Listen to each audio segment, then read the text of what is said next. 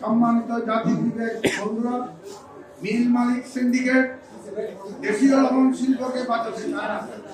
ফলে এই চক্রান্তের শিকার হয়ে লবণ চাষ থেকে প্রকৃত লবণ চাষিরা নিজেদেরকে ধীরে ধীরে সরিয়ে নিচ্ছে, যার ফলশ্রুতিতে সাধারণ মানুষকেও উচ্চ মূল্যে লবণ ক্রয় করে খেতে হচ্ছে।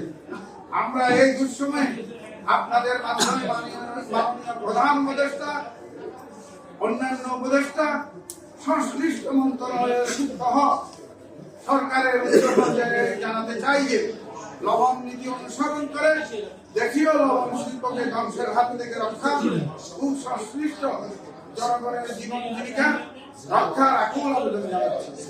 এমন অবস্থায় সাংবাদিক বন্ধুদের প্রতি সুদীর্ঘ লেখনীর মাধ্যমে অসাধু সিন্ডিকেটদের দেশ বিরোধী চক্রান্ত ও ষড়যন্ত্র রুখে দিয়ে কক্সবাজার জেলার অন্যতম প্রাকৃতিক শিল্পকে রক্ষা করে প্রায় 25 লক্ষ জনগোষ্ঠীর অর্থনৈতিক চালিকা শক্তিকে উত্তরোত্তর সচল রাখতে দ্রুততম সময়ে প্রয়োজনীয় পদক্ষেপ নিতে মাননীয় প্রধান উপদেষ্টার প্রতি সবিনয় দৃষ্টি আকর্ষণ করছি। ধন্যবাদ সাংবাদিক বন্ধুরা।